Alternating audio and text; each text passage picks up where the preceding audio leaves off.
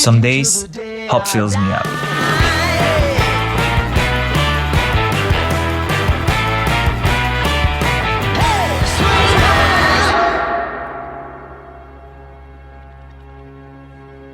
On others, I feel crushed by the weight of the world problems.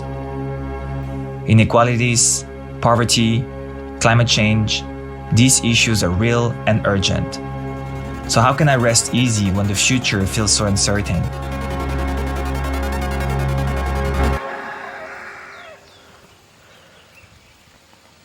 This place takes me back to my grandparents' farm.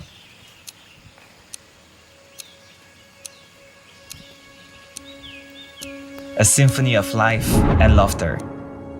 It all started in 1957, when my Italian grandparents had enough savings to build their own farm in France and shift towards a self-sustainable life. I still remember the feeling of growing up in a place where everyone had a role to play, a contribution to bring, an impact to make. From fluffy chickens pecking underfoot, ducks quacking in the pond, rabbits twitching noses, and pigs sniffling in the mud. This place was so alive.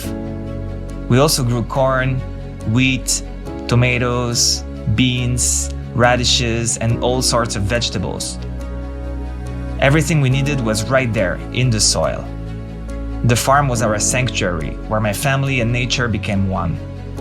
I still remember the happiness of running to our garden after school to harvest some fresh strawberries and watch my grandparents working hard. They were dreaming of a world in harmony with nature, where everyone had enough. Their dream planted a seed in my heart, one that would grow into a mighty oak of purpose. Grandma used to say, "The soil is all we know, so we should cherish it because it feeds us." And she was right. Today, we face challenges they never imagined, but we are also more aware than ever before. To carry on their legacy, I had to find a way to make a difference, a real difference. After graduating, I quickly understood my calling was on making a positive impact on our environment and communities. I saw potential in problems, opportunities where others saw despair. Politicians, corporations, entrepreneurs, activists, we all have a role to play in building a better tomorrow. But there is still a big elephant in the room. Greenwashing.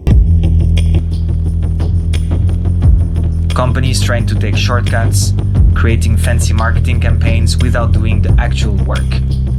It's not just dishonest, it's also dangerous. The financial and branding consequences for them are usually disastrous.